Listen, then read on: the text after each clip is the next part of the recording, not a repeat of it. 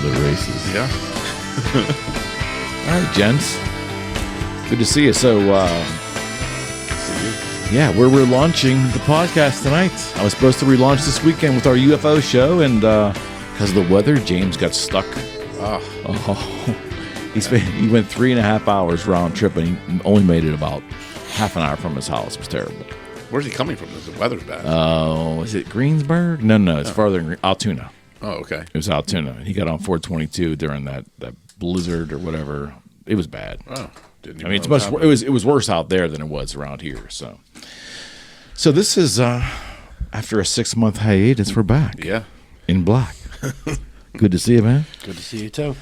So I struggled with when Rocco gave me the lineup for this latest Lawcast. Okay. And with these two guys, I'm going, I don't know if we want to do the serious Lawcast or we just want to go. Come on. So I do want to ask you, though. We'll start with this and just let it go. How do you think in 2024 the concept of service is looked at by consumers now? I mean, generally, but compare it to, is it different than even 5 years ago? Is it different than it was 10 years ago? Does it matter much anymore because so much is automated and everything's so quick? Do people put value in a broad scale in the concept of service like we may have prior? I think we're at an interesting time because I think it almost cuts down the middle. You have people, because there's so much automation and AI and a lot of things happening on the technology side, people are looking at just value. What's the cheapest, bestest, fastest way I can get it? I think on the other side, people understand the actual service they're getting, and they'll actually pay more for that service because they see the value that the human brings to it. That's at least how that's the 30,000-foot view. That's how I see it, especially in what we do, right? I mean, people say AI is going to replace lawyers. It's never going to replace lawyers. It's going to replace bad lawyers, definitely. But it's the service. Top dog lawyer. Well, no, I think that's anything. I think that's anything. You hear that commercial? By the way, no, hold on. No, I didn't hear this. No. Have you heard the commercial? Yes, I've heard the commercial. It's on. I guess it's a national chain. Is that right? I think so. And they're on the fan. Okay. And it's a very specific kind of commercial. Huh. And I like disruption. Hey, I'm a realtor who had Johnny Rotten on a commercial. Yeah, sure. I get it, right? An impersonator. I get it. I'm okay with disruption. Okay. But these are. And it goes into the service thing. They are very coarse and not real professional for the services that they're advertising. Now, you're looking at me skeptically. Do you disagree with that? No, I agree. It's almost like they're trying to come off as street lawyers. And what's a street lawyer? No, I meant like they're trying to come off as if they're down with the struggle and that they're ready to rock and roll and they'll fight and do all this other stuff and we're going to get results and things like that. It's just the vernacular they use. Yeah, they're a consumer-based law firm too. Remember, there's differences, right? They're dealing with injuries and plaintiffs. It's a different ballgame than when we represent companies. Yeah, I know, but it just takes me by surprise now. To me, it's. I mean, an attorney's in a profession. But here's the thing: you're sitting on this podcast talking about it, so it's doing its job. 1,000,000%. That's all it is. It's literally to get people to talk about them, and it exactly did. It's like a shock and awe ad campaign because it's so different. Yeah. And as attorneys, how do you feel about it? Does it do your profession a disservice? No, I don't think so. I mean, people have their own perceptions of what lawyers are. When I was coming up, there would be folks that would say, never tell a lawyer joke because it makes you look bad. You have to be professional all times. I think that lawyers should be able to communicate with their clients and be able to take a joke. I don't know if you should perpetuate the idea that you're not a professional. I don't love it, but I understand it. I don't think it's how I would approach it if I was actually putting myself out there in an advertisement. Mm-hmm. That's not how I would handle it. But I don't think it's a problem unless it's just absurd, and you start breaking rules and saying I guarantee these results and things like that, then I think it becomes more problematic. But in and of itself, I don't think the top dog lawyer ads are a huge deal. You heard him, right? Well, what do you think? When you first heard it, did it make you pause for a second? Like, what the hell is this? Or are you just like, you know? Yeah, a little bit, but I think like what you said is it brought my attention to it. Of kind of like, well, that was interesting. I've never heard a commercial like that, and that was a little much. But I also agree with Gailey. Like, I think everybody has a personality and should be able to show that. And I think that adding that little bit of fun into something like the legal profession could be more inviting to the average person. They're not feeling so uptight and worried about what they're going to be getting themselves into. It doesn't feel as strict and all that. So I think it has pros and cons. But I think for maybe the older types that are on like the, you know, that's what they grew up with. They're looking. I don't mean to be rude, but they'll look at that and be like, "Oh, that's horrible. Like, why would they do that?" You know, because they were raised in such a different environment versus like my age. Kind of more open to that fun, loose environment, and I think that's kind of maybe the difference there. I think too the other thing is to your point, like you have to have personality, right? I mean, going to a lawyer, no one thinks is fun, right? We already have people have a bad perception of us for the most part in the marketplace. And when you think about I have to call a lawyer or I need a lawyer, it's probably not the best feeling you have. Because one, it's either you're in a situation where you're getting sued, you've been injured, or you're in business or starting a business and you're thinking about the money you're going to spend. Our job as lawyers, and especially the firm, is I try and make it as inviting as possible. We have to break down that wall and that barrier of it's not scary. Like, we're here to help. We're here to give you – our whole goal is to give them peace of mind. So we have to be authentic in what we do. We have to be human beings. We can't be these rigid lawyers because none of us are. Like, I would never hire a rigid lawyer because I just don't think it works. And I think having the ability to actually show personality in the right way, if it's authentic, actually matters in advertising. Some people just try and put on an act or a show, and you can see through it so quickly, and it doesn't work. I like the fun aspect of it, but there's nothing about what they're talking about that speaks to fun. They're talking about tragedies. You know what I mean? They're talking about this happened to you. You lost your child. You were in an accident. They're talking. There's nothing fun about the content. Yeah. Maybe the delivery's supposed to be. Yeah. But I don't think it doesn't. Did you feel like that's a fun commercial? I don't remember it as well as you do. Well, the reason is I hear it constantly during the hours that I'm driving. Constantly. Well, you know, I used to do a lot of plaintiff's work, and one of the things that I would always tell clients and people that would call and you say, well, I don't know if it's going to work out, is you don't want to be an ideal plaintiff in a personal injury lawsuit, because that means something really bad has happened to you. And the amount, you can't go back and undo the accident that has occurred. You can only compensate them with winnings from a trial or a settlement. And so I get what you're saying. I definitely don't think that they should talk about wrongful death suits cavalierly, because I don't think that does anybody. I don't think there's benefit to doing that. There needs to be some tact. There truly needs to be some tact in certain things, and I think have lawyers or law firms in certain areas of what we practice kind of cross the line a little bit. Sure, that's every profession, though. I mean, when you think about it, I mean, every profession does that. I mean, you talk about tragedy. I mean, listen to every pharmaceutical ad. You know, it's a happy couple trotting through the forest, and they're saying you could have a heart attack. They're saying all the bad things are going to happen. Like, you know, it's kind of the same thing, right? Not the same, but they're talking about tragic things under the guise of, look at this happy couple. This is a great product for you. You know, their lawyers saying, we're going to get you these results, talking about this tragic thing that happened to you. It's, you know, it's every industry does it. It's just with lawyers, it's more front and center because we are the product. Yeah. It's I don't know. I'm still trying to wrap my head around it. Like I said, if it was that kind of advertisement, but the subject matter was lighter or was supposed to, it was obviously done in a fun way, I totally get it. But it's like that style coupled with the content that they're saying is pretty shocking to me. Maybe it's just my age. I don't know, but it's like you don't expect to hear that. Right. Coming from an attorney ad. I mean, I thought years ago when I started to understand what an ambulance chaser was, that's the stereotype. And then we saw Edgar Snyder. That's so in my brain as a youngster, Edgar Snyder, I'll get money for you. And that was my definition of, so there's a wide variety, I guess, in your profession of how to advertise your services. Yeah. This is a new one. This is like a new paradigm.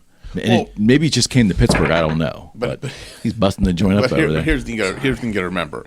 What we do, business law, commercial litigation, it's not a I need a lawyer now, I'm going to call this person. Of course. So we have to build a relationship. It's relationship marketing. So we have to build a brand recognition. What are we about? What do we do? We give people peace of mind when they have a need that comes up. What you're talking about is, I got in a car wreck. I need a lawyer now. Who's the lawyer I remember?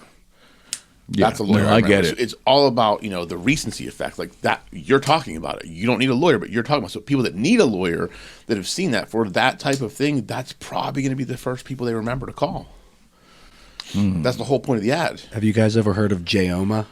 Have you ever seen him on TikTok? No. He's like, so this goes perfectly to the example of like, it's a totally different style of marketing, but this guy now has millions of followers on TikTok, and he probably has an unbelievable amount of business because I think he's a criminal defense attorney, and he literally goes on and he gets his clients off, and he'll grab them and interview them and be like, who am I? And they'll be like, Jayoma. And they'll be like, what'd I get you off for? And he'd be like, child molestation.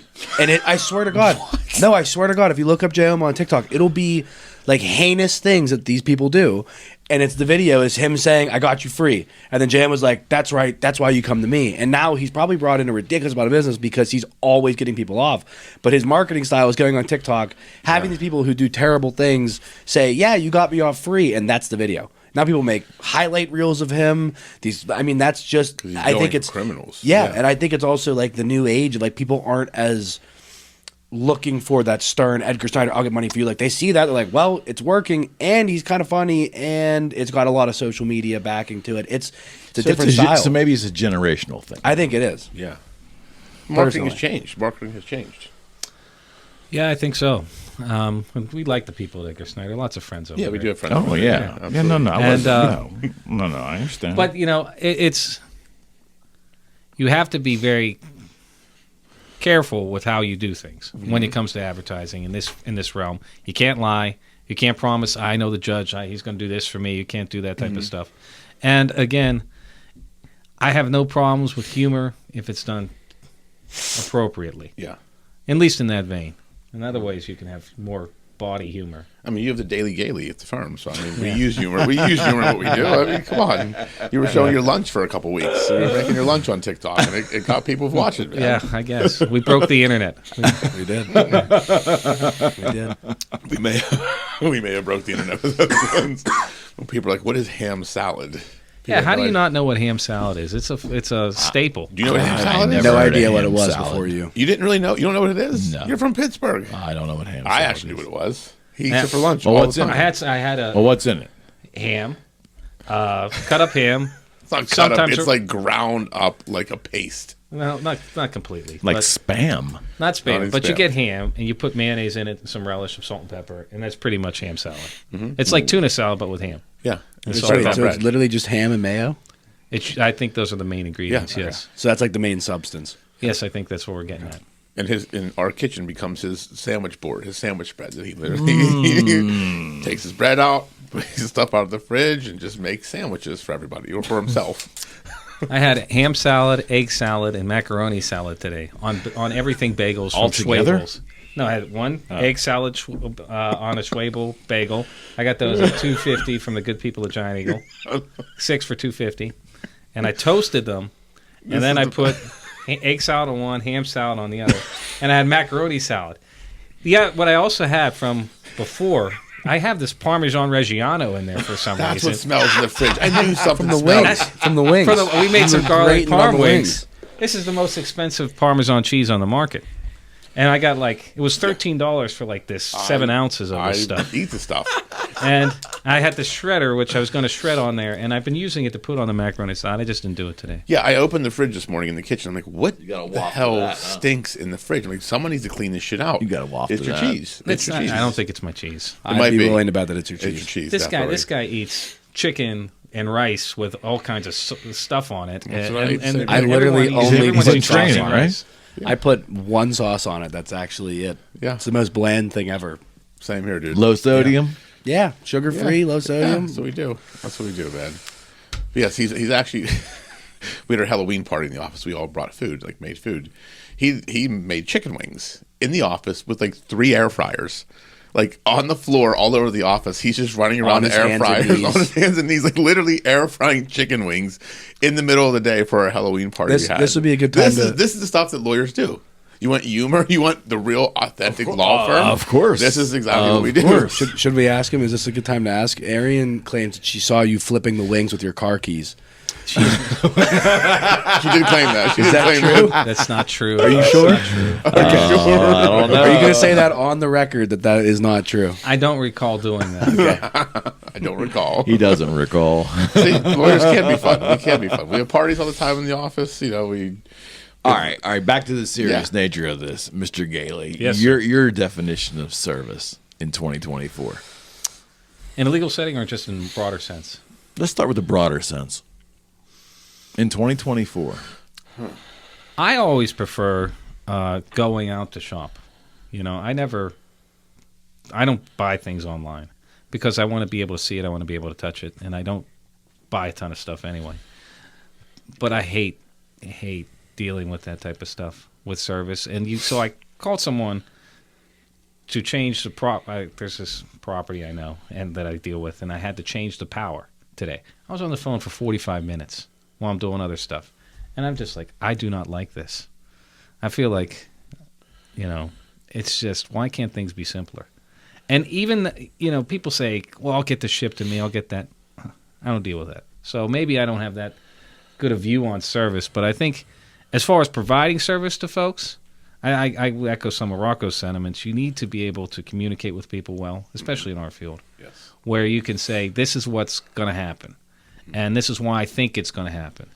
I always tell people, you know, clients can deal with bad news. They can deal with bad news. And sometimes there are situations where clients have done things they shouldn't have, or things that some could perceive as illegal, or that some could perceive as that. And you say to them, well, this is why I think this is going to happen. So clients can deal with bad news. What they can't deal with is unexpected bad news. Yes. You know, so you have to be That's a good able. point. That's a real good point. You have to be able to have your clients in the right position. And I think that goes with service in general. If you say, this is what I can do for you, and this is why, or this is what I can't do for you, and this is why, I think you avoid a lot of dust-ups with the folks that are providing you a service. And I look at services like from the product perspective or an actual service perspective. If I'm buying a product, I don't want to go out and get it. I want it to be delivered to me right now. So, and Amazon makes great recommendations for all the stuff it thinks I need, and I probably don't, but I actually think that I do, so I order it. So, to me, when it comes exercise bike desks. well, it's in my office and it works. So, that was from TikTok, anyways. But so if it's the product, like that's why I get suits. Like Krista comes to the office. Like I don't have to go anywhere. Like she comes, she does it, delivers it to me. Like, I Well, don't the have- suits are a different story. But I mean that's how I look at products. Like it's just even groceries, like Instacart stuff. Like I don't want to go do it. Now with a service, I will pay somebody more money than the market rate if they provide great service. Meaning they show up when they say they're going to show up. They do exactly what they say they're going to do. They communicate with me the whole time like a contractor. If you're a contractor and you're going to do a project for me, I'll pay a 20% premium to have it done on time, to start when it's supposed to start, to communicate with me the whole time. If there's a problem, just tell me. Just let me know what's going on. If there's a delay, let me know. Like that's the type of service I want. Like I'd rather you over communicate to me because it's a higher perceived value for me. That's how I look at it. You may be different because you're young and you don't buy anything really. Do you want me to go now? Consumer service side, like being somebody who purchases things, goes out, I'm with you. I don't buy stuff often unless I've like seen it, tried it on, know that I want it, can vision it, like whatever if it's gonna be in my room, I want to picture it there. I like seeing it. I hate buying stuff offline because then I'm usually just sending stuff back. I don't like that. I also hate dealing with those AI robots when I'm trying to go and get some help with, something with my computer or something wrong with my phone. I hate dealing with them. I would rather just have somebody pick up the phone and talk to them through my problems. I'm also a very big advocate for just person-to-person interactions. So, like, I like going out and meeting people and seeing people and having You good are your conversation. father's son. Yeah. So like, the idea of, we're going to have robots replacing people as concierges and working at fast food restaurants. It's like, sure, but then we're just going to all become, we're going to lose our social skills. We're going to just sit in our house and nobody's going to be able to have their communication skills be improved on day by day. I also think that when you talk person to person, you can kind of, I guess, feel the emotion of the conversation. It's not so dry. So like, you hear a robot, like you want to know that somebody cares for you or understands what you're saying.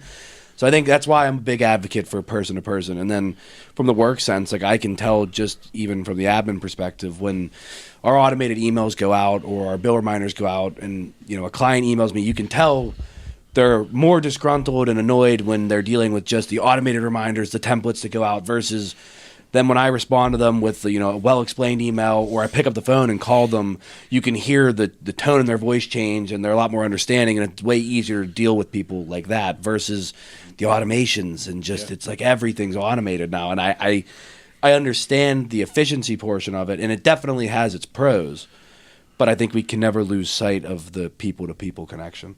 Do you think, though, and I'm asking you because it's your generation, the younger generation, do you think that you're being conditioned by the market in general with the level of technology that's there today? Are you being conditioned to not emphasize the need or the want or the importance of maybe what we look at as traditional service? Mm-hmm. I would say I really think it is kind of based on how you were raised. One, like if you were raised in an environment that, like once we got technology, that you could just only use technology. Like my mom would force me to go outside, take away my laptop, take away my iPad, make me go outside, make me hang out with my friends. Like it got to a point where they had to yell at me to go do those things. And I know some of my friends who didn't, and they would just sit in their house all day and play on their iPads, and then they were raised around technology. And I have plenty of friends who only do their shopping online and and I know that you do it too, but I don't know if you're necessarily being forced or like it's kind of a thing with my generation. I think it's really how they were raised and what their personal outlook on it is. Because I know some of my friends hate technology, and I know some of my friends that love it and all they care about is technology. And I don't know what determines that or how you get that way of thinking, but I'm somebody that like I would rather person-to-person interactions. I'd rather go out and see things. I'd rather do this than just be at home on my iPad all day. And I think some people are the complete opposite. So fast forward 20 to 40 years now, right, to 1.5 generation time span there. What is service going to look like for that generation? Is it going to be wanted, needed? Are they going to even understand what the concept means? Are we headed to so much automation that we don't even think about the concept of service? Go ahead. I think that you're going to have stuff delivered by little helicopters to your place, and just drones will come in and just drop stuff off. Here's your pizza. Boom. And there'll be no money anymore. There'll be no cash. That's another thing I really don't like.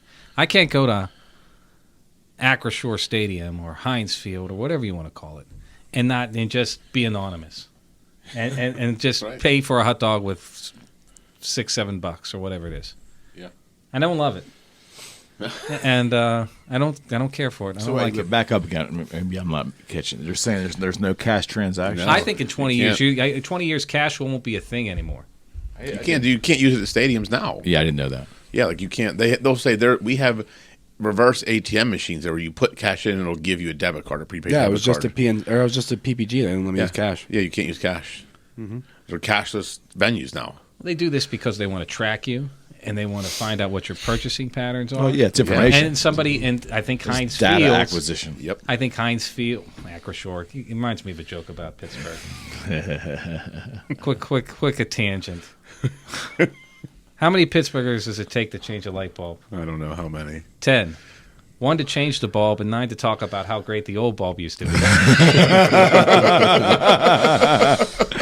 Yes. So anyway, Spectacular. So anyway, I think that Acrisure or the Steelers are making money on selling your information to other people. No question. Data is almost as valuable, if not more valuable, than gold, because it's buying behavior. I mean, that's if I can buy a list of if I'm a consumer product for men 35 to 50, and I could buy a list of all the 35 to 50-year-old men that went into these stadiums on a weekend and what type of beer they buy, what type of food they buy, what type of products they buy, then I'm going to market exactly to them. Because when you look at it, like 20 years ago, you had to do a TV ad, right? You're paying a lot of money to get wide exposure. Now, I can go on social media, and whatever I'm talking about, somehow Facebook is giving me ads for just those things. Like, I don't see any ads on social media about things I don't talk about or look at. Like, there's not, if I go on Facebook, Instagram, or TikTok,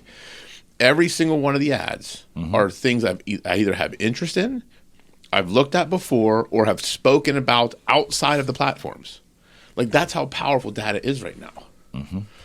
And that's why, to your point, we're going to move away from, we're going to become a cashless society, because that is a big part of it, just the tracking of data. Yeah, the predictive analytics is what it is. Predictive behavior. I had an uncle. He's deceased. But I had an uncle who would not walk outside without cash. I still carry cash. Well, okay. But this guy, he was upset. He's talking about things like, I can't believe they have these Mac machines. How are you going to leave the house? What kind of idiot are you if you leave the house not enough money to get through your day? And that's how he would approach life. Yeah, I get it. He also was a hoarder of beer cans. And he had a house in Mount Lebanon. And this is my father's older brother. If he were still alive, he'd be 95. Anyway. Okay. He was the coolest one because he had a trampoline in the back. And he had these, literally, like a garage full of beer cans. And you would see the beer cans with Jack Ham. And those were the ones in good shape. Iron City. Iron City. And, he would take you through, this is the first aluminum can that ever came out. And he was talking it like these are Fabergé eggs. Well, they were to him. Yeah. So... But to your point about service, so I do think, here's the thing. I think in 20 years, yes, there will be a lot more efficiency and automation. But I do think human-to-human connection is never going to be gone. I really believe that? I do, because I believe that humans by nature need connection. Inherently in our DNA, we need to be connected with one another. And I think because look what has happened, right? You had the pandemic that took away all that connection. And then we're a few years past that. Now people are they're itching to be connected again. You're seeing the people come back together, like going to these venues, doing more events. So it may ebb and flow and have cycles, but I truly believe human nature is to be connected to one another. So I don't think that it'll ever be totally removed from the consumer or the service, the service behaviors. I don't see it happening. If it does, it's going to be a shitty society. That's what I don't think it will ever go, but I have a hunch that when they start to try it, like if they start putting robots in hotels, or they start making them fast food workers, or everything is being shipped directly to your house, that there's going to be a lot of issues.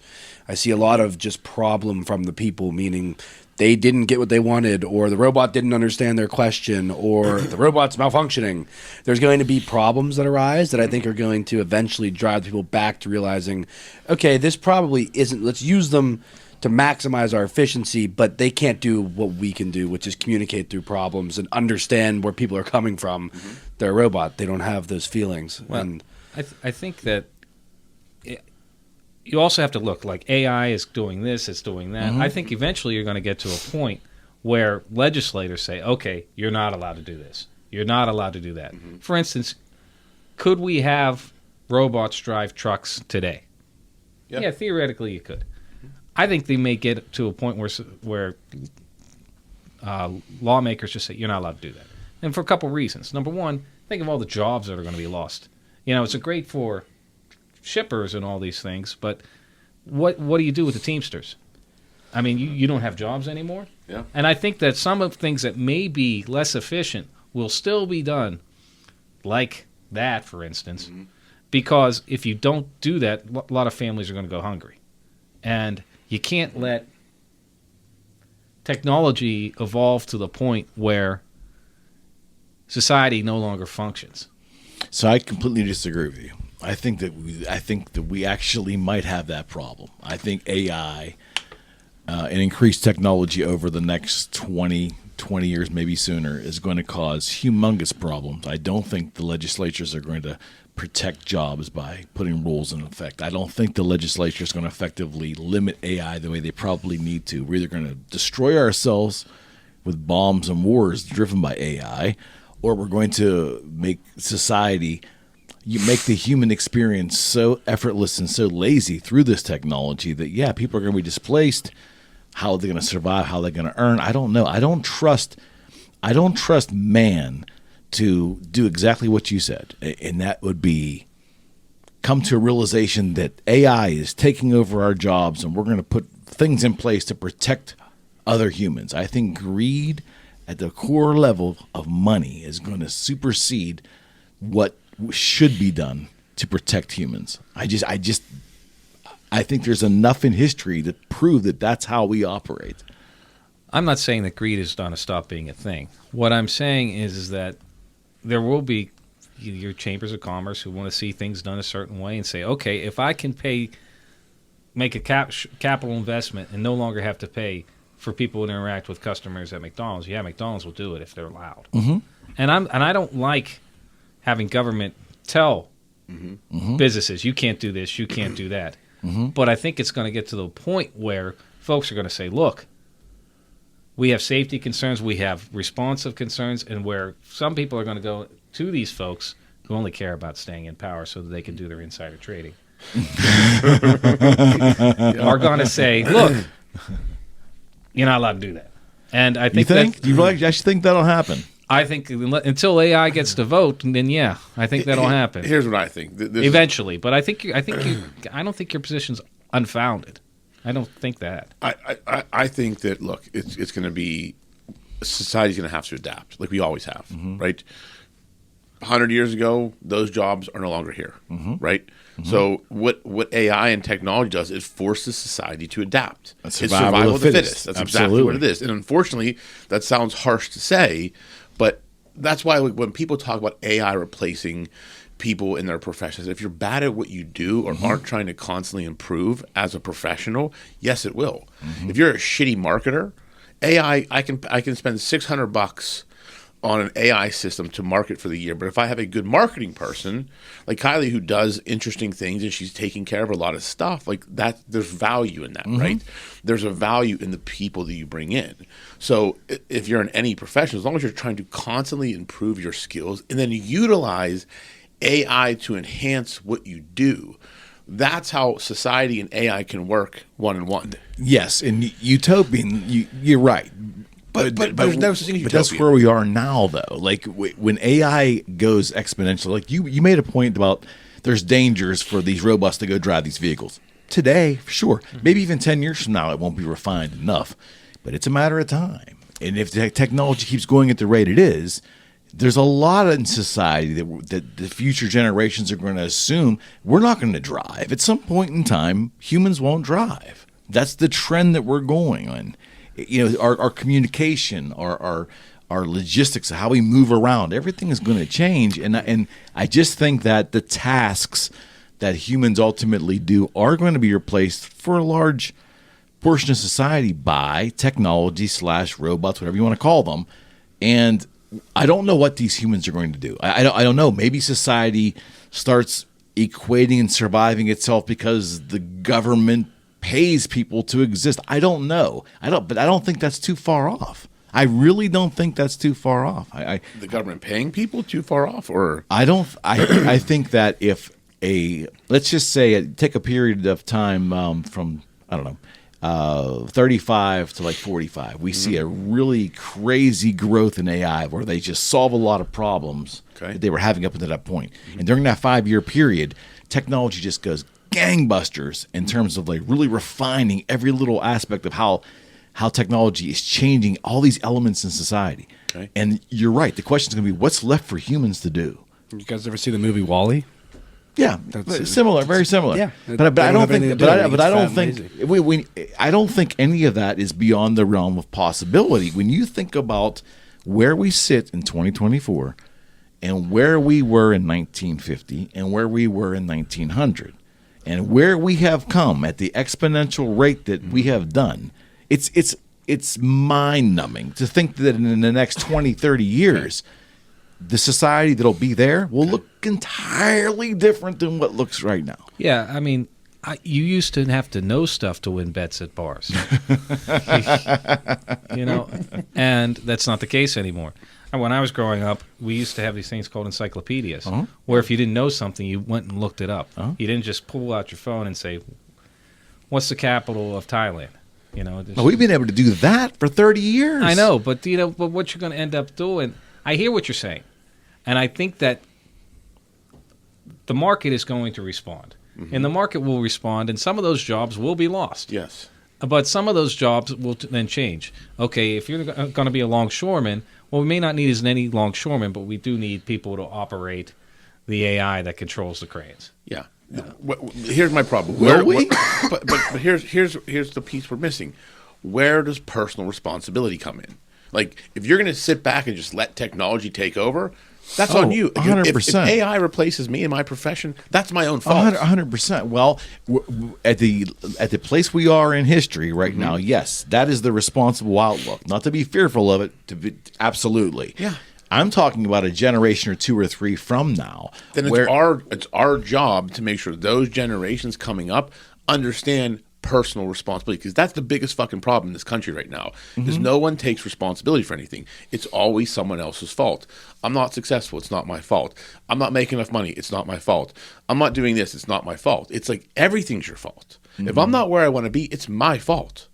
No one's doing it for me. No one's giving me anything.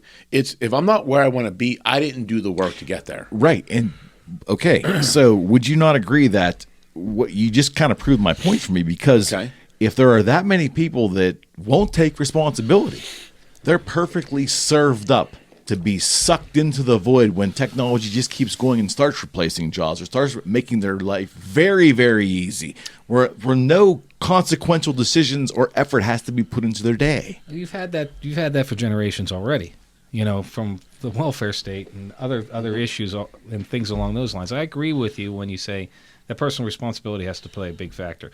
I mean, you're looking at population not growth slowing down or perhaps even decelerating over the next 20, 30 years because people become so enamored with things that aren't real. I'll leave it at that.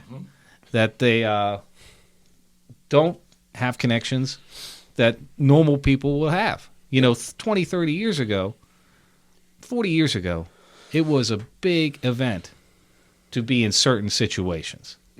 Now, you've seen those situations simulated for you time and time and time and time again. That's a great point. And it desensitizes you, and it's a problem. It's a great point. And so I'd be more concerned about that. And, just so the connections that people would have in the past aren't as important because you tend to think that what you grow up with is normal. Like I have 2 small children, and I don't want to give them cell phones. And I don't want to give them when I do give them cell phones to come pick them up, I might get them a flip phone and say, this is my number. It's the only one you need to know. Call me when you need picked up. Okay? And then you don't need your own TikTok page, your own or whatever. But the hard part is finding the balance, right? Like that's the struggle I have right now because, Ellie and Melina, they're both younger. Like he got a phone at a certain age. Ellie was, oh God, say it.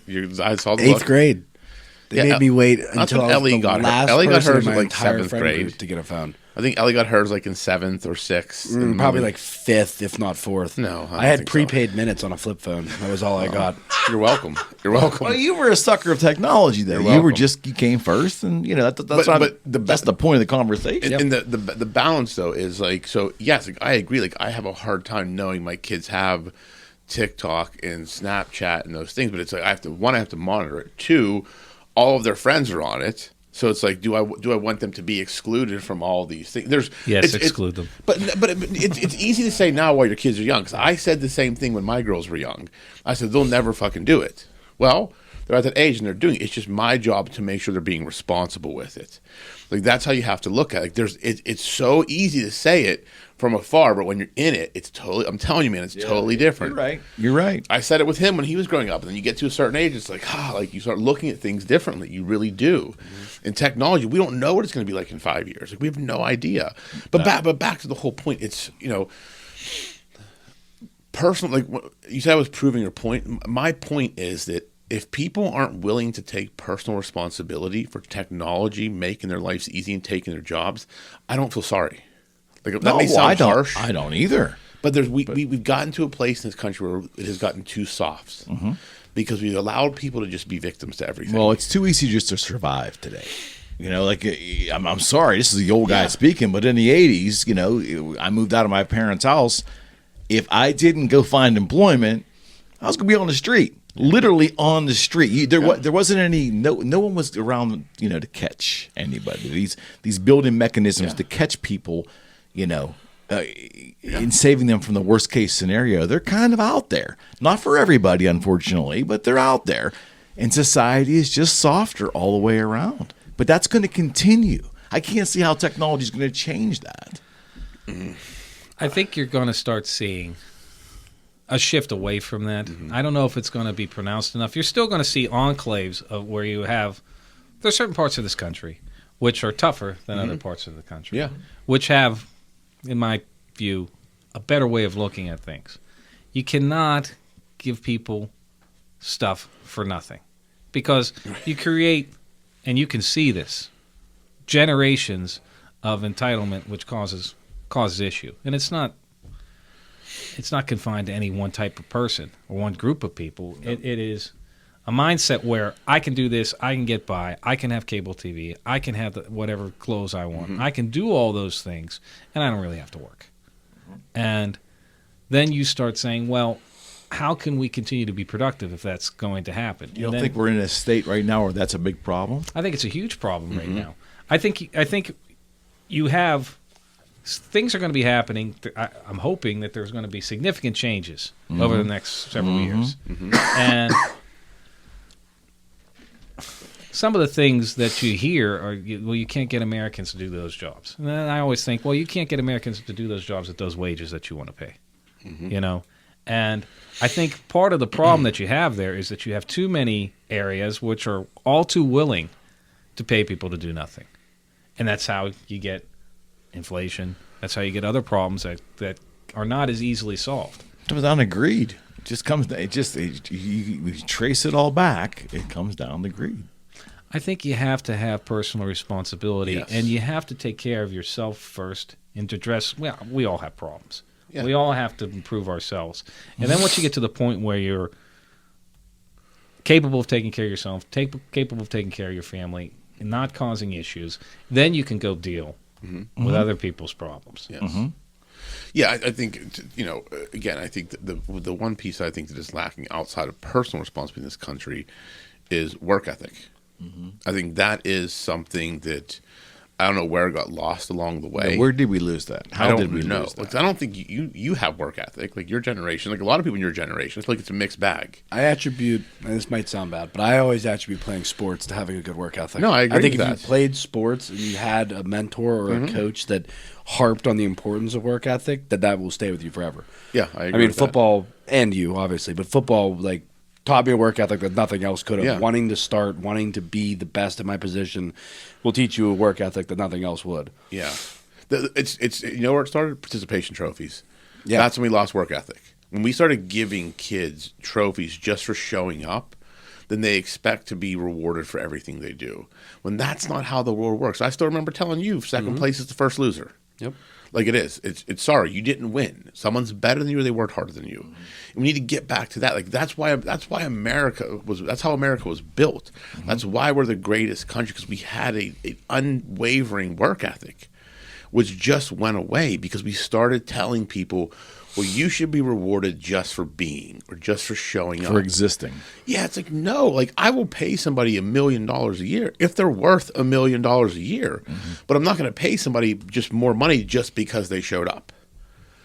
Like just because you came to work every day for 8 hours and did the minimum, cool. What do you like? You're not going to excel. Show me you're worth more and you'll get paid more. That's any job. That's any profession. Have we moved significantly away from an achievement-based society? Yeah, that happened a long time ago. Yes. And that's a much bigger problem in my mind than what technology is doing. I agree. I think that there are folks who make a living trying to redistribute income from other people, and they don't want the folks that they represent to achieve, because if they achieve, how are they going to make their money? You know, and I think it's a reprehensible way to go about doing things. And you don't see, like, the inner cities. You got schools that stink. You've got parents that are disaffected and don't care because they were grown up and taught to be disaffected with no cares in the world. And it just gets worse and worse. And then you say, well, how can we get out of this cycle? Well, if you suggest ways to get out of the cycle, you get called a bunch of names. You know? Yeah. And I think it's important that we not write off large segments of the population, and that we say, this is what you can do if you try. You know, and because talent is one thing, but work is far more important than talent. Because everybody can be talented. There's a world's full of people who are talented that didn't achieve their potential because they didn't want to work. Or you see this sometimes with kids who are really smart. You see kids who think that how quickly can I solve this math problem? What's the least amount of work that I can do to solve this? Because if I don't do that, then how smart am I really? And then you see that in what parents need to do, and I think it all starts in the home. I hate saying it. No, it's true. I mean, I think it's pretty obvious. Fuddy-duddy. So you say, look, there are ways to go about doing things. Looking back at my 10th grade math teacher, and you say, show your work, show your work, show your work, and you just like, I don't need to show my work. This is the answer. And then once you start getting more complicated things, it becomes it becomes a bigger problem because you're not familiar with the process of how it goes. Apply it to a larger sense. It's Certainly. just like, you have to do this way, this way, this way, this way, or it's not going to happen. And you don't get the wisdom to know that until the point where you're old enough where the people who could use your wisdom aren't going to listen. Correct. Yeah, that's a good point. Correct. That's a real good point. It's true. I mean, I mean, it really boils down to that. I mean, there's so many pieces from what you just said that make sense to me. And I think one of the ones is the ability to solve problems. Like, we've lost it. We just want to find the answer instead of thinking through the actual It's problem. all kind of reversed. The whole mentality of how to approach a problem has been flipped on its head. Yeah, I mean, because yes, when I was great in math growing up, I used to do math in my head, and I could give you the answer just by looking at the problem. But I always made sure, like, I actually knew how to solve the problem. Like, I could write it down. And now I have to just use the calculator. Yeah, and it's true, because I think that's a critical skill that's missing in a large part of the population, because we're not forcing kids to do it. Now they changed that whole Common Core. You had Common Core growing up. You didn't. What is Common Core math? What is that? You didn't. So you didn't. It was when they changed the way they taught math, and it was more about, they didn't really care about the answer. It was about just showing your work. Well, I mean, so they overcorrected. Showing our work was pushed, because I was also had the habit of just getting the answer. I was good at math, but I would find my own way to get the answer. Yeah. It wasn't necessarily that I didn't do the work. I would find my own way or a different way to get the answer. Yep. And they pushed, got to show your work every step, exactly how we taught it. But I also disagree with that sometimes, because I think that if you get so set on one path, you're never looking for other routes or other options. Yeah, so I think that having the option to look at something and get to the same answer, the same result, maybe in a shorter or a different way, isn't always the worst thing. But I think trying to skip to the answer is never good. Well, what you're talking about is critical thinking and being able to critically think through a problem and find multiple solutions. Because that's what they teach you in law school, and even in my major, psychology, there really was no right or wrong answers. What's the best answer with the facts you have? Because there's really, like, in the law, there's nothing really black and white. I mean, there are laws, but the result is fact specific. So it's whoever can make the best argument with the facts they have. And that takes problem solving, critical thinking, being able to look at the whole field. You have to be able to see the whole playing field and understand how each step is going to go and where it's going to take you. And I think because we're in such a instant economy or instant society, we just want the answer and move on. Instead of not thinking, okay, well, how did I get there? And why does it matter that I got there that way? Like, that's what we're missing. We just want, because everything's so quick now and so easy to get. Like, we don't have to really think. Are we even patient enough to learn how to think anymore? Well, or to attempt to think? I mean, you're asking the wrong person, because I'm not very patient in general. So I think patience does play play a part. I think we have lost patience because it's been easy to to like if I order I find myself getting pissed off if I order DoorDash and it tells me it's going to be there at 7:20 and it shows up at 7:35. I'm like, where is this freaking food? It's 50, and it's only because they set an expectation.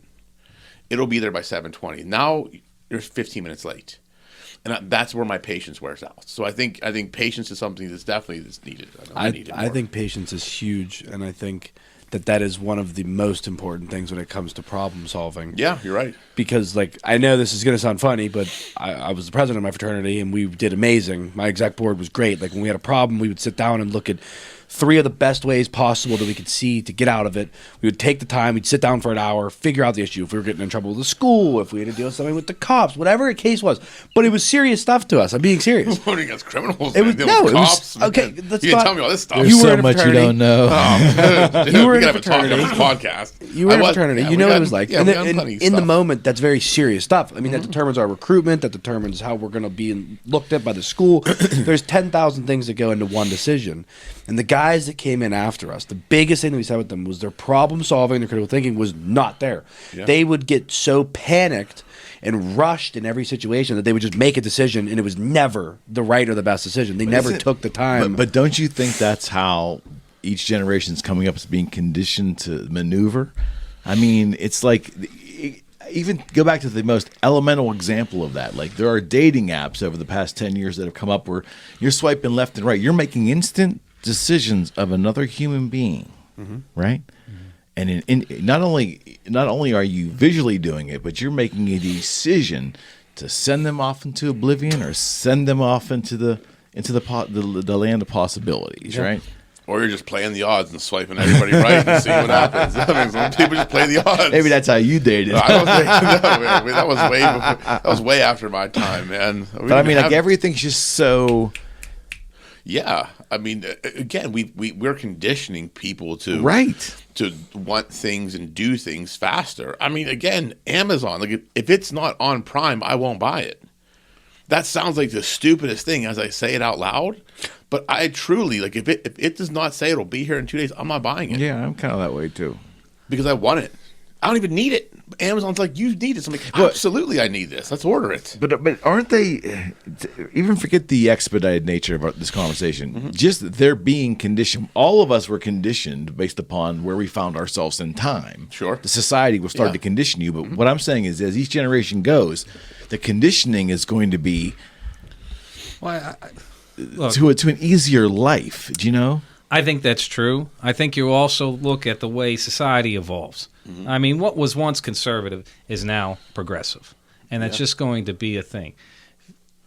70 years ago, it was illegal to be a homosexual, okay? And now homosexuals can marry and all these other things, which 20 years ago, Barack Obama in 2008 wouldn't take that position. Right. Yeah. And so I think it's not just politics that evolve, where things that were once conservative become progressive. You also see folks trying to leave the world of critical thought.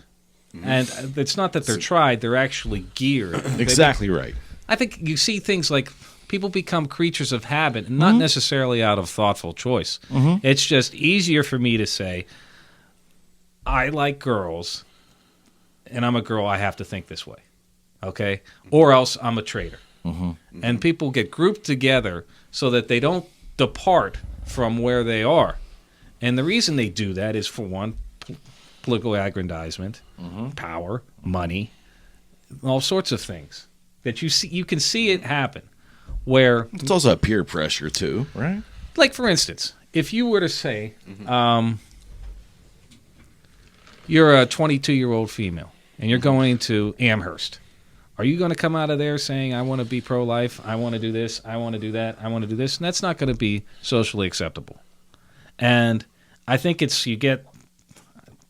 think universities are the worst and have done tremendous harm for society. Amen to that. Because, number one, they're very costly. And And they're not responding to real market forces. They provide folks that don't do critical thinking. And in fact, you go there, you taught to hate your parents and your country, and you just come out. What does all that sound like to you? Crazy as this word's going to sound, what does that sound like to you? What you just described? I don't know. A fucking cult. Well, Laugh. But I mean, what you just described is how they described cults in the 70s and 80s. You got a situation where there are certain type. I went to school at Pitt. A quarter century ago. And That hurt. I was conservative back then, and I got people coming up to me who I don't remember. I was at a wedding for one of our Quinn's wedding, and this girl came up to me and said, "I remember you from such and such, and we were in class together." And I said, "Yeah." And she said, "You were the only conservative around." I said, "Yeah, I was right, wasn't I?" She's like, "Well." Yeah. She's like, "Yeah." So, and but that was such an aberration, and that was 25 years ago, Right. And now it's far, far worse. Well, the problem too is the public education system. Like if a child knows a political view of a teacher in the public education system, that school has failed. Because now that happened in the 70s. But what I'm saying, but now you're indoctrinating kids with the teacher's political viewpoints. Kids should be taught to critically think and decide their own viewpoints based upon the information they had. Like that's what always bothered me during the whole pandemic, and teachers were just making it very clear where they stood on certain political issues. Of course. And to me, that's a disservice to kids. That's nothing new. I think I told you the story. But it's gotten worse. I was 1980. Reagan beats Carter. The next day, which would be a Wednesday morning, we come in. Social studies teacher walks in, grabs her lesson planner, slams on desk, goes, "Well, can you believe that? A B-rated actor that believes in just took out one of the most decent men in the telling us ninth graders her personal opinion." And she was the head of the teachers union for the school. I mean, that was happening back then. That's nothing new. Yeah, I guarantee you that's but nothing new. I will say this: I went to Newcastle. I don't remember ever hearing one of my teachers' political beliefs. At NA, they strayed away from that pretty heavily. Yeah, I don't remember that. So there are some districts out there that don't do I don't remember one teacher's political. No one ever talked about it. That's not what happened in the public schools where I went. It was political where I went. Yeah, I think politics plays into this, but I also think back to the critical thinking. Social media and the internet has ruined that in the sense that people, just expect answers immediately, so they can just hop on Google and say, "Hey, how do I do this? Hey, what's the best way to do this?" Yeah. And Google's like, "Oh, here's the top result," and people just follow it blindly or don't do the research.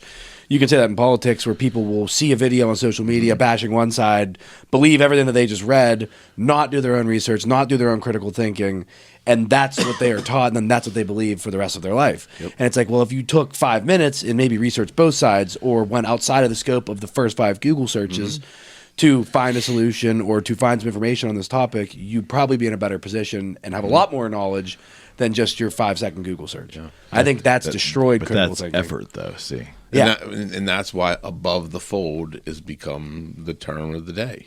If you're above the fold, people are going to believe it, right? They don't have to do the effort. They don't have to scroll.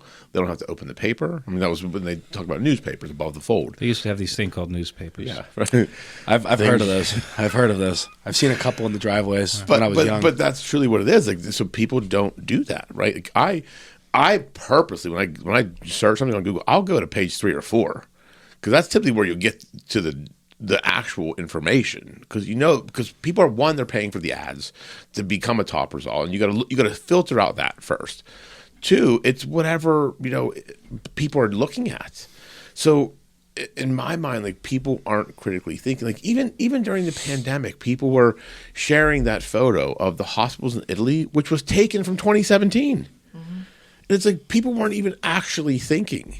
They were just sharing, and that's the pandemic is really when I knew people lost their mind. This country totally lost their mind. There were people I was friends with and respected on social media that I'm like, okay, like, when did you become an epidemiologist and a constitutional scholar? When I've seen nothing but fart jokes on your Facebook page for years. And now all of a sudden, epidemiology and you're a constitutional scholar. but you didn't go to college. I'm like, I didn't understand this. And but again, like people, because they were just taking what they heard or what they read, and if it validated what they thought, Yes. they were only looking for validation of thought, not for challenge of thought, but validation of thought. If I can find something to validate me, that's what it is. And why is that? Laziness, I think tribe mentality. I think the tribe mentality is definitely a problem, especially when you talk about the internet. You have all these. No, I'm not a tough guy, but you have all these. I'm an I can adult. tell you stories. I'm an adult and officer of the court. I don't get in fights. Right? I try to avoid those things. Almost did in Detroit. Right, we try to keep you from getting in Detroit. Well, Or those in the fights. Yeah, well, those miscreants in Detroit. Miscreants. So anyway, Other Tiger fans. Wait. yeah, the internet has provided cover for people Yes. that to behave in ways that they wouldn't behave Yes. in public, where they would Called keyboard warriors. they would say things that they would never say in public, and they don't leave their basements and they don't say these things. So you can't take anybody seriously, and you can't take it too seriously, especially when you don't even know if the people that are interacting with you are in fact real. You know, and it. I think you're right when it says that people look for things to affirm their already set beliefs. Yeah, they want to live in the echo chamber. Yeah. And it's disheartening. But, you know, I like, for instance, I don't like talking about the pandemic because it was one of a monumental testament to our stupidity. It was. That year. Yes. But I was telling 3 years. I was telling folks, you know, I used to be affiliated with an Elks Lodge. And I was telling people, you know, we should open. We should do stuff. We should do this. And I just got pilloried by people who I know wouldn't, in the nastiest possible way, who I know wouldn't say that to my face. You know? And it's just like, this is silly. Yeah. How we've become tough from afar. Courage has left the building. Like actual courage. Uh-huh. It's very easy to say something online. It actually takes courage to face someone and have an actual discussion, not an argument, not attack them, but actually discuss the issues. Like that's people can talk shit, they can get in your face, but to actually have a thoughtful discussion, that takes courage and intelligence, and that's what we see lacking in this country. I couldn't agree more. Because I watch people, I listen to people, and I will never say I'm setting my viewpoint. I have my views, but if you can convince me, I'm always open for a discussion. I'm always open to discuss. What I find so interesting is most people, if they're not attacking, they're not willing to discuss because they don't really understand their position. They were told their position. It made sense to them. It validated some of the things they thought.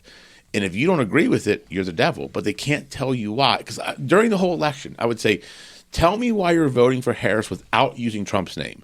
Without telling me you hate Trump, or just tell me why you're voting for her. Not one person I asked could articulate a single reason without saying something about Trump.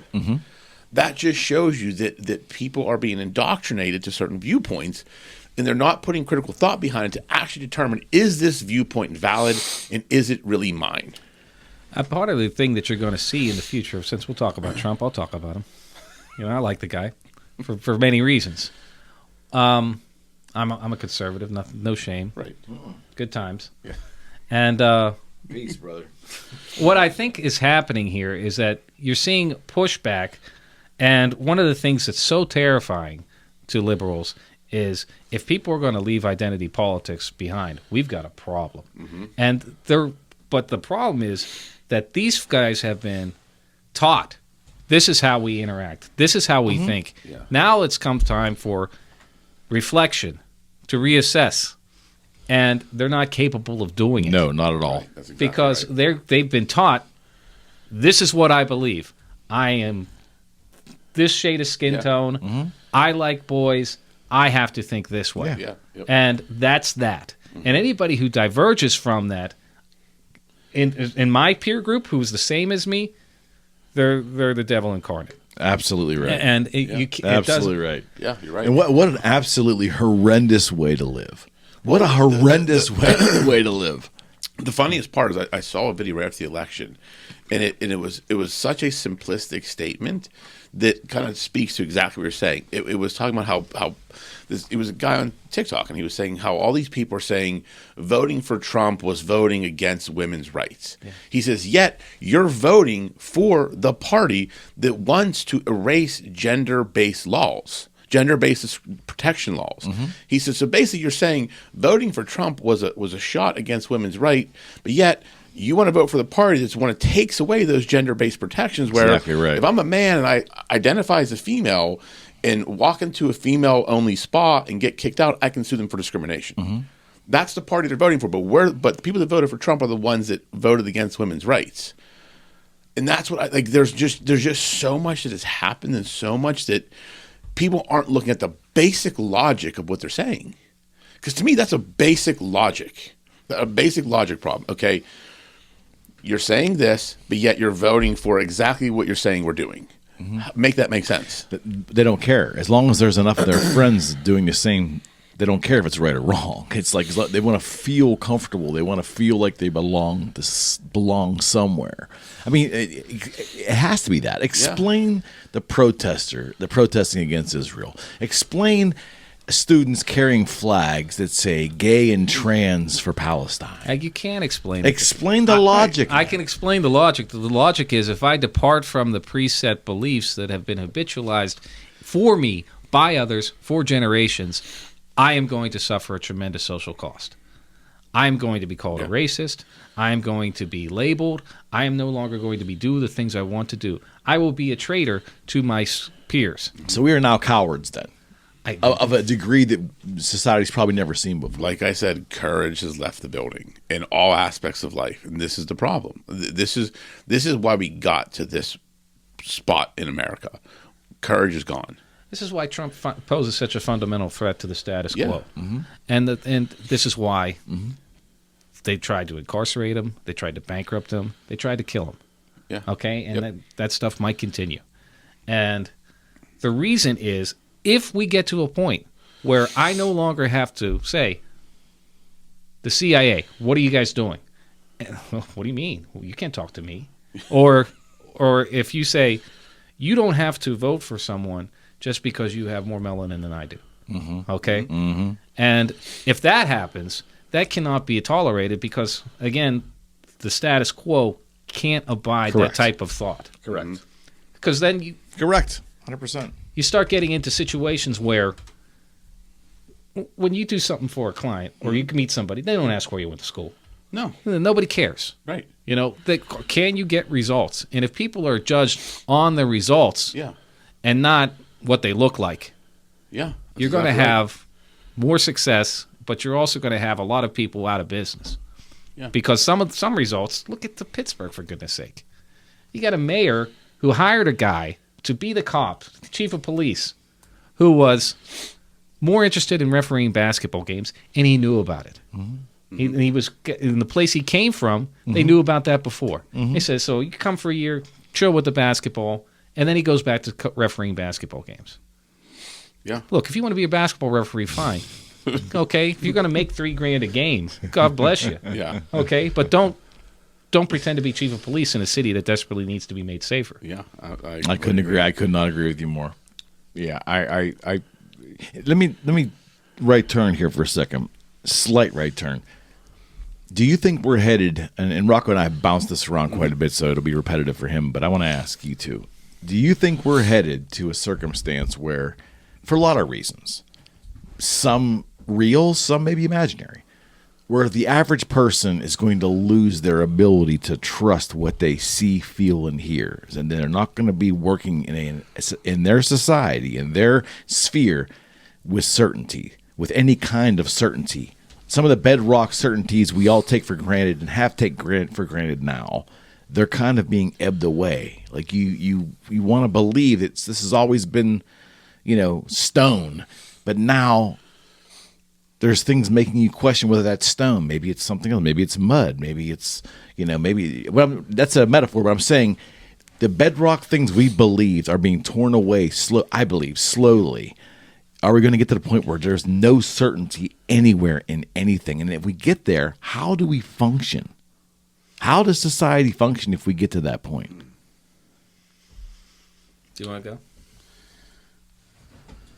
I'm ready if you want. I mean, the only uncertain. I mean, I don't trust a majority of things that I read on the internet. I have gone away from that. I don't trust any news media unless they are like I like independent people. I like people that do their own studies, that go out and look for the answers. I think like with the Twitter stuff of the censorship or Facebook, whichever one it was, like that being proven that there is censorship and just knowing that there's no doubt in my mind that things are being hidden and kept secret or the wrong information is being released to try to cause fear or whatever it is. I think I don't trust the internet. I don't trust a lot of that stuff.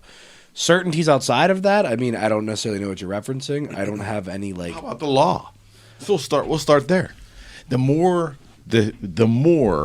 whether it's true or not doesn't really matter. The more the citizen is shown examples and they're being told that it's all crooked. The entire system is crooked. A president can be, or an ex-president can be attacked in this way, and depending on who's in power is how justice is being, the scales of justice are no longer blind, right?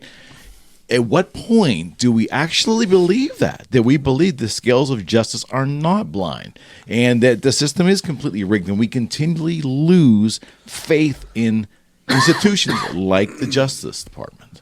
Okay, yeah, well, a couple things. I do think we're already at that point where some of the principles, the bedrock principles, have been shaken and there's going to be change. I'm hoping there's change. I mean, you got situations where you got prosecutors who, if they had an ounce of sense, need to flee the country, okay, for some of the things that happened over the past 4 years. Mm-hmm. And I think that I'm hoping that the Department of Justice gets reformed, but you've always had corrupt judges. You've always had corrupt attorneys. That's not new. What I think, when you come up with the mentality that I have to believe this way, and we're getting back to some of the things we talked about before, I have to believe this way, it colors your perception. It colors the way you act. And if you put on a black robe, it colors the way you behave. Mm-hmm. And a lawyer should be able to look at things dispassionately and say, this is the law, these are the facts, these are my tools, what should the result be? So that you can predict the result to a client so they can make informed decisions. That's how it should work. It doesn't always work that way. There are times where I've said to folks, you are not going to get a fair shake in this jurisdiction for this reason. And I just want to be practical here. So let's talk about solutions that might benefit you more than fighting a good fight. There are times when a good run is better than a bad stand. And I think that, getting back to your point, a lot of those things have been shaken. There's got to be a pushback. And there's got to be, all right, if you're going to, I hate to come back to Trump again, because a lot of this deal, because that's what we're living in right now. Trump is the political giant of this century. Mm-hmm. More than Obama, who's been there's no question. More than a backdoor mover and shaker for some time who refused to leave Washington. Mm-hmm. And he's still going to be pushing his agenda. But Trump has got to make a decision. He's going to get attacked for what he's promised to do, but he needs to do the things he promised to do. And another thing, one of the main things he needs to do is restore some faith in the justice system. Because if he does that and prosecutes some of the folks that need to be prosecuted, he's going to be lampooned, he's going to be chastised, the most derogatory things are going to be said about him. But if you do things fairly and justly, as opposed to a way, not just him, but some of the January 6ers have been treated. Yeah, the vindictive nature of it all. And just, I think you're going to see some of that take place, and I think some of it would be healthy. Mm-hmm. But I don't think there will ever be certainty when you have humans involved in anything, because there's always room for error. So I think people need to get very comfortable living with uncertainty. So I don't think it's the levels of it, though. It's the levels that we're headed. But when did you feel certain in things? Like what was certain? What felt certain to you that all of a sudden has shaken to the core right now? Oh, the scales of justice do not appear to me anything close to being blind right now. Do you think they were ever blind? I believe that generally, yes, they were. Okay. Yeah. I don't. I'm a lawyer. I'm in the system. I think that it's a broken system. It's a broken system. And again, I will tell you why. Partially, my dream job was to be a prosecutor out of law school. Prosecutors, when we were graduating law school, made $35,000 a year. Right. And I was, law review and on the top of my class. Would have loved to have been a prosecutor. Couldn't afford to be a prosecutor. $35,000. I'd take a job at a big firm. That's partially how the system's broken. I just think when you come down to whether the scales of justice are blind, it's who's determining the scales. You're adding humans into it, right? You're adding 12 juries, 12 jury members. You're adding attorneys. You're adding judges that all have different perceptions and perspectives, right? So you can't. There's no certainty. You're not in these people's head. You don't know. You could think you picked the best jury for your case.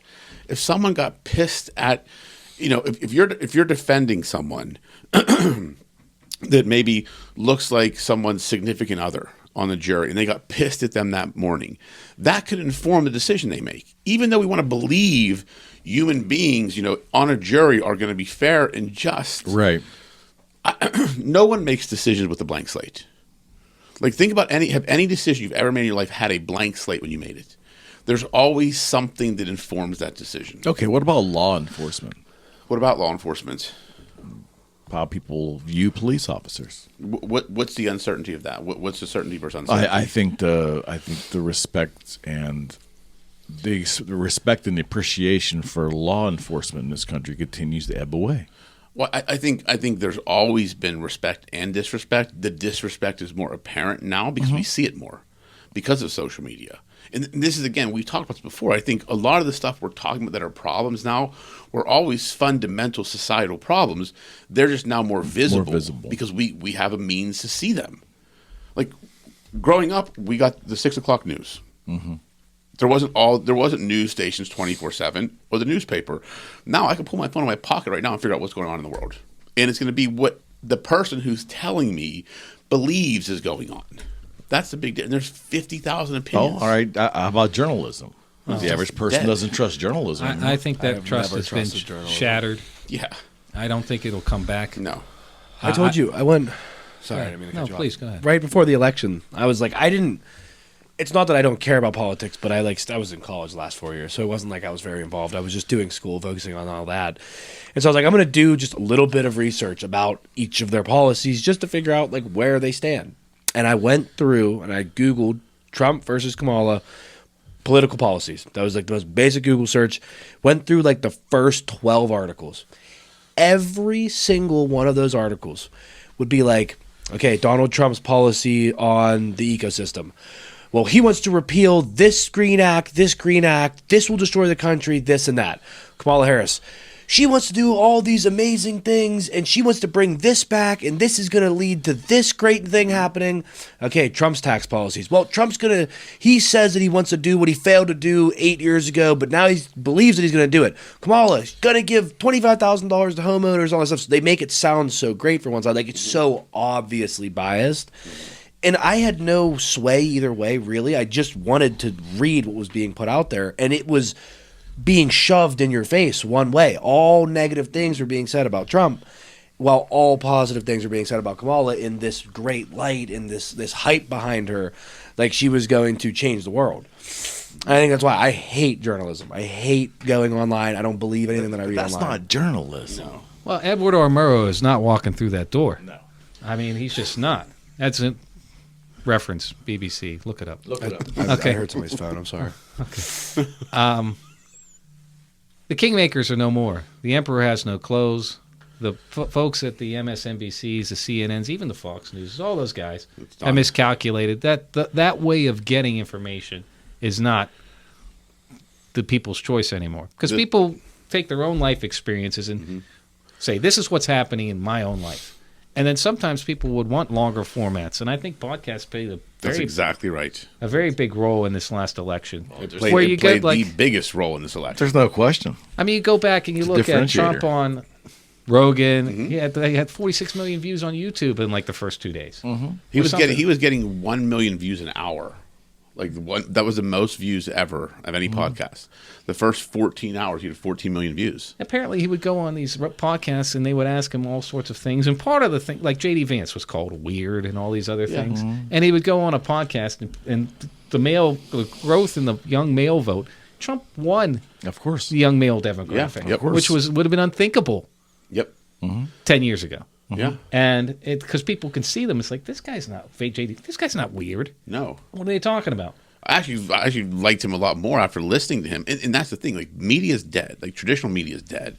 After this the election, soundbite's dead. After this election, if you still believe, and you're in traditional media, and you believe you have a say, like to your point, it's gone. Because the Rogans of the world, the podcast world, they're the ones that people are listening to. It's unbiased. Because Rogan's like, I just want to have a conversation with people. There's no slant. There's no bias to it. He'll let people give. He wanted Harris on there as well. She didn't do it. And that's the thing. Like, people have to understand, like, this election, if anything, regardless of what political bent you're on, this was America's middle finger to the media. This was like, we're done with the bullshit. Because I always, like you and I have always said, 80% of us kind of all want the same thing. Whether we're liberal or conservative, we all kind of want, like, yeah, I want to pay my fair share in taxes. I want to do what's right. Leave me alone. I'll leave you alone. You do your thing. I'll do my thing. Don't tell me what's right. I won't tell you what's right. It's 80% of America, I believe. Maybe we lean one way or the other on certain policies. It's the fringe 10% on both sides that make it the worst for everybody. They're the loudest. And they're the loudest. But this was the 80% finally being louder than the 20%. I thoroughly agree. Saying, this is over. The bullshit's over. And that's why I think you're going to see a big fundamental shift. When you win the popular vote and the electoral vote by so many, there's no denying it. That's a mandate. There's no one can say that was a mandate by America to say, cut the shit. Let's get back to normal. And you even saw it in various places that you wouldn't think. New Jersey, they won by 4 or 5. Yeah, you see right, Illinois, yes. they won by single digits in Illinois. Yeah. California was Close. like 10 Yeah. or 14 or whatever it was. When 8 years ago was 30. That's right. And you start seeing, and if they go through with some of these policies, you might be entering a golden age for conservatives where it's I'd like to see it. Yeah. where it, even with the mail-in fraud, even with it, you're going to have, it's just going to be very difficult. Yeah. Because people are departing and leaving things behind. And Well, that was always the fear that I had, that the Democrats would have that because of our boy, this is subjective, but I would always say it looked to me like there was moral decay, and it continued after every generation. And once the moral decay continued, the liberals, because they're liberal, they just, more things are okay in their world, that liberal base would continue to grow with this moral decay. That's how I honestly thought where we were headed. Yeah. And it's just so strange that it was turned on its head this time. you're going to have electoral cycles. Those things aren't going to change, where in 2 years from now it would be anticipated, or police believe that the Democrats will take back the House. You would think that's going to happen because they'll be more galvanized. I don't know. I don't know if that'll happen. Yeah, it depends on what happens these first 2 years. I just think, again, like, what encouraged me the most about this election, not because it's one thing you saw was people weren't gloating over it. Like, that's the one thing I will say. Like, conservatives don't gloat. We just get back to business. What I liked most, Maybe a little bit. well, but I mean, maybe, but I don't think so. Because I think it was truly, like, it was such a landslide that it really was like. I feel like I'm optimistic for next year because 2024 was just a shit year. Like, it really has. It's just been like a crazy year. I'm optimistic. I think people are finally waking up. Like, we've put up with too much. Let's stop being the victims. Let's get back to why this country is the greatest Well, country we've in the elevated world. the importance of feelings for too long like, and too say, important. sorry, it just has to go fuck your back. feelings. Like, Yeah, it's yeah. like, do the work. Like, do the Well, work. results matter, right? Results are all that matters. Like, when you get into the the real world, like results are what matter. Like I don't get paid just to be me. I get paid to get a client results. And it is my job to get them the best results I possibly can with the law and the facts I have on my side. That's what I get paid for. I don't get paid because I feel like I'm a good person and I feel like you should pay me. It's like, no, like my hourly rate's my hourly rate because I bring a set of skills to the table that will get you the result you need. Yeah. Plain and simple. That's how we should look at everything. It should, and I look at that like I will pay anybody what they're worth. Show me you're worth it. Show like where we got away in this country. We got to this point. This was probably started about 10 years ago. I noticed it. I'll work harder when you pay me more. It's like, nope, it's not how it works. It's flipped on its head. Not how it works. Like, no, it's like, how about you prove what you're worth and then you'll get paid? When I left a big firm and went in-house, I took a huge pay cut. I had to prove myself. Took like a 40% pay cut to switch jobs. But I said, I'll prove myself. That's what I did. Absolutely right. I mean, that's like, it goes back to that Roan phrase from 50, 60 years ago. You don't get paid for the hour. You get paid for the value you bring to the hour. I say that to so many people. I said, if you're not paying $450 to $500 an hour for the hour. You're paying for the 20 plus years of experience I bring to the hour. You can go find the person down the street that charges you $150. It's going to take them 5 times as long to do something that I can do very quickly and better. That's what you're paying for, the experience. It's true. It's a value equation. Yeah, it really is. And that's what we need to get back to in America, looking at everything like that. Okay, so before we wrap this up, is it the same statement or are these two different items? Is woke / DEI dead? No, I don't think it's dead. I think that it's not cool right now. I think, but I don't think it's dead because it goes back to what I said before, and what I think we're dealing with is they don't know another way. This is. Do I think that there's going to be a push? Let me give you an example. 2 years ago, or a year ago, you say guys don't belong in women's restrooms. You would get pilloried for saying such a thing. Yeah. Now you got the Speaker of the House, who's frankly not the strongest man in the world, saying, yeah, we're not going to do that. Oh, yeah. You're not? Where was this a year ago? Did all of a sudden you grow up and learn that boys are boys and girls are girls? I don't think woke is dead, though, because of some of the things we talked about before, because you've got people who are taught all these things, and I think they're just licking their wounds right now. And I think because they're not going to come back and come to a realization and say, yeah, I'm really a guy. No, that's not going to happen. Or they're not going to come back and say, minorities have to think a certain way, but I can be independent. That's not going to be tolerated. And I think there will be pushback, but that's why... The gender stuff, you don't think a lot of it was whims, and I think people will course correct on their own when they realize it's not in fashion anymore? You got people... Some people are... Look, for years and years and years, people who behave that way were just said, let's get you some help. This is called gender dysphoria. You were mentally ill. All right? And now, when that stopped being a mental illness, and it was just, oh, this is totally cool. Yeah. I mean... People can't say no, because if you say no, what does that say about you? That's a great point. Even the liberals can't say no to another. Yeah, that's a great point. But I'd slightly disagree, because again, like if you look back historically, all this bullshit started after Occupy Wall Street.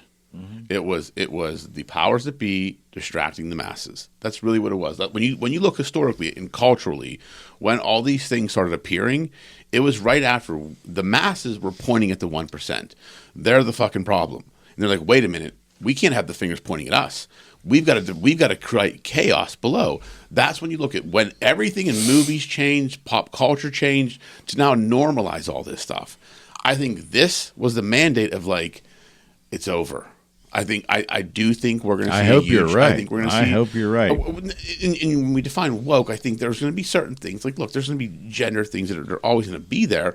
But I think just the outlandish bullshit things that we've just created to like everybody's feelings matter. Like if you're sad, say we're going to have a safe space in the office because Trump won the election. Like that is the most ridiculous fucking thing.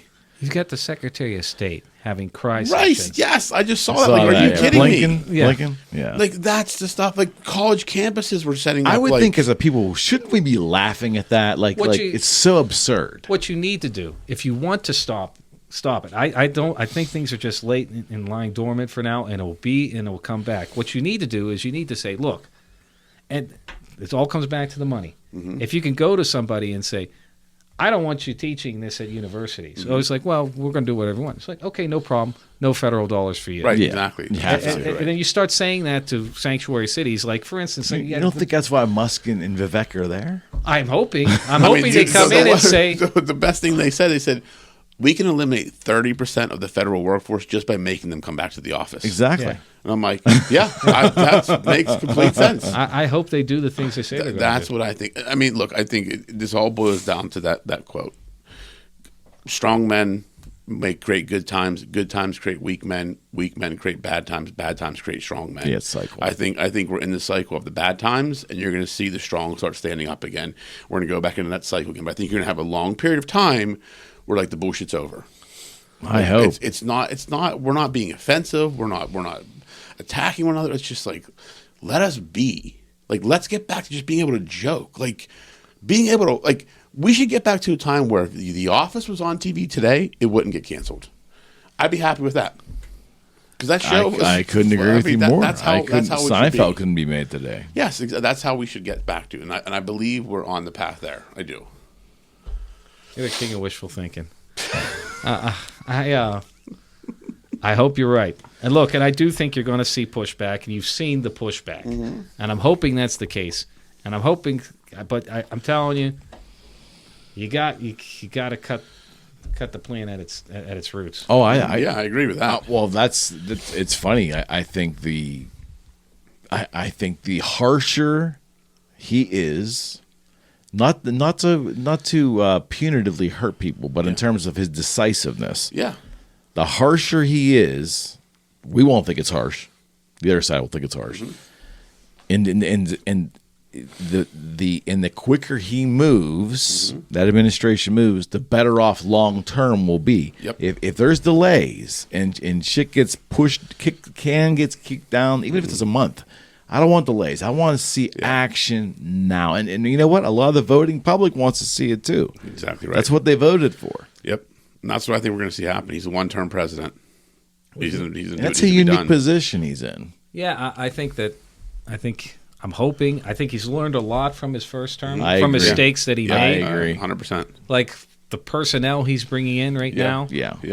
are much better suited Yes. to implementing his agenda. Correct. Where he had people, he wasn't aware of what he was getting into. No. At the level of, You think he really knew he was going to win the first think- time? I Did you think see he- the first interview time? I think he had a Well, no, notion he could win. Robert Kennedy. I saw an interview that he did. He was saying that how he hated Trump. And he's like, and I spoke to Trump after his first term, and he said to me, he said, I didn't think I was going to win. And then I had to appoint 19,000 people in a 30 or 60-day period. So I was just listening to these business people. And he's like, and I made a ton of bad appointments. I made a ton of bad hires.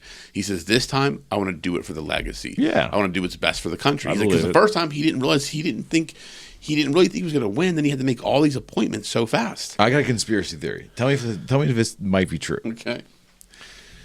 Was the Matt Gaetz appointment done to get Matt Gaetz out of the House without the House inquiry being published to destroy him? No, I don't think so. I think I thought Gates was going to hang on for longer because, the fact is that nobody since John Tower has ever gone to a vote in 1989 with Secretary of Defense for Bush and lost. Yep. Mm-hmm. Okay, so I figured if he stuck, he would end up doing it. I don't think because if he wanted that report has already been out there and all the allegations have been out there. But it's not out though, right? It hasn't been released yet, and now it won't be released because he left the House. Please. I mean, I could tell you what's in it. I mean, he got accused of things by a guy who falsely accused another political opponent of having sex with a minor. Yeah. Who's in prison, and the reason he's in prison is because Gates wouldn't help get him a pardon, and all this stuff. So it was political. I think Gates should have fought the good fight just so you say, we are not going to tolerate these types of assassination attempts, character assassination, not literal ones. Then like why do you Trump. think he gave up the ghost then? Maybe he didn't want to be in the House. Maybe he went to Trump and said, look, I want some. If you pick me, it's going to make everybody so furious that when you appoint someone like Pam Bondi, who apparently is a fire breather. It's a slam dunk. And now, how does the. So he sacrificed himself then.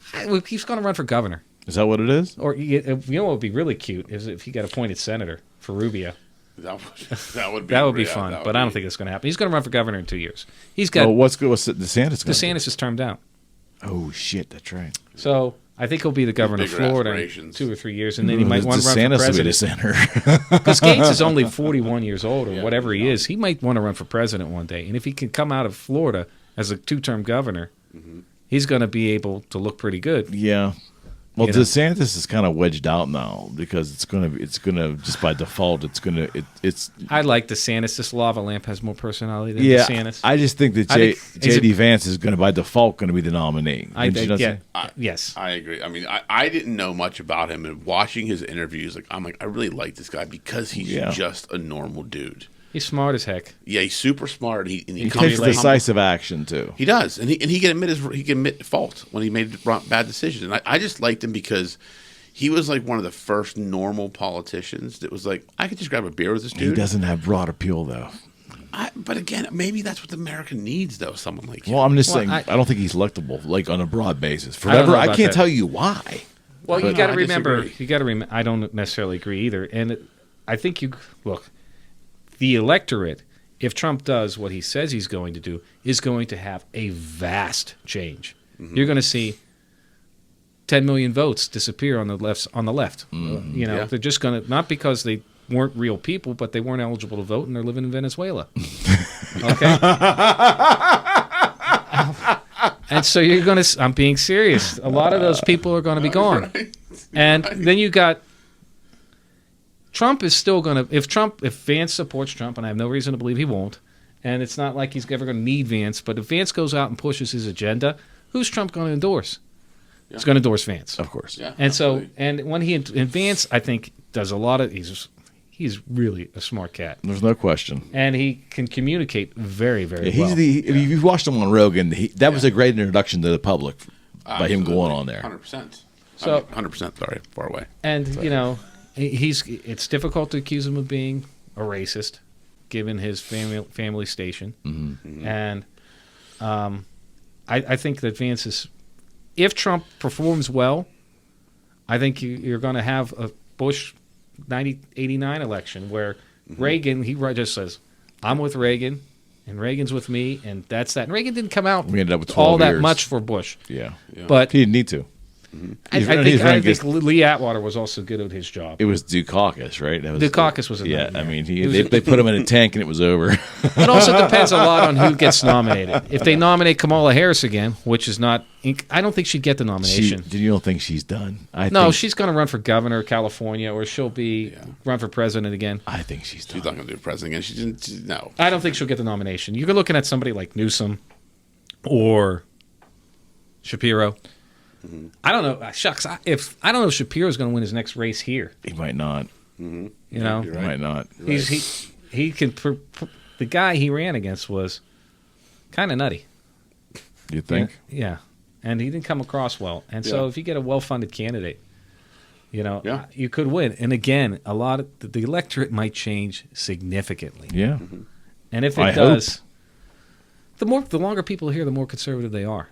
We're talking about immigrants. Those that come legally, even those that come illegally. Of course. And so if you stop giving people money for votes, things are going to change. Hopefully. Yeah, I think so. That's why, if you lose 30 million people. Yeah, You know what that happens? You lose 30 million people. Not only do local governments not strained, you talk about how much it costs to deport all those folks. It's not, think about what it costs for them to stay. Right, exactly, yeah. And then you start talking about inflation. You want to talk about inflation? Yeah, inflation comes from government spending, but the laws of supply and demand also play a factor in this. And if there's not as much demand because there aren't as many pockets, of course, prices are going to fall. Of course. Exactly right. And if prices fall and people can afford homes in better areas, the streets are safer. Yep. Oh, it's a huge win. If it actually happens to capacity, it's a huge freaking win. 100%. It's been done before. Where in the 50s, Eisenhower did it. Mm-hmm. I think what's going to happen, you don't need to deport 30 million, you need to deport 1 million. 29 million other folks will leave. They're going around, yeah. You're just like, am I gonna go to 140 acres in Texas and wait 6 months to get kicked out of here? And if he's successful in taking a large criminal element out first, and the public sees that and they feel the effects of that, Yeah. It's going to be huge. Did you It's gonna be see huge. the mayor of I'll wrap it up. But the mayor of Denver was going on about how he's going to use Denver cops to resist deportations. Yeah, good luck. And then good luck with that. Tom Homan said, that's a felony. yeah, It certainly is. And so I would. I like They it. arrest the mayor of Denver and charge him with that. That would be fun. That would be great. And then you want to see local politicos saying, you know what? Hey, this is how our jail works. The front door works going in. Hey, Chief, it's time to go. Yeah, Oh my God, time to that'd be go, Ice. hysterical. Oh, Time but to go. he's going to get pushed back in Boston too. He's going to get pushed back in places, sure, but hopefully, It needs to change. We need to change this country. We need to The fund people that are in the big cities don't want to they don't want sanctuary cities. They despise what that has brought to their city. you've got people who are struggling, Of course. who can't get any help, and you got veterans getting kicked out of their residences. Right. Take care of our veterans. That's should be our first priority in this country. Is take care of the veterans because they're the ones that fought for this country. That's the most selfless job. Mm-hmm. Like do that. Like that's what we need to do. Anyways, Gents, a lot of fun. yeah, We can do this definitely. again. This We was will. you learn a lot? Yeah, always. He just sits and listens to this all day. Come on, he just sits out in take Cube it City in. and listens to all of us. I do, especially him. Knowledge gets dropped. That's what we do here. That's it, man. We'll do it again soon. Yeah, absolutely. All right, thanks, gents. Appreciate it. We are out.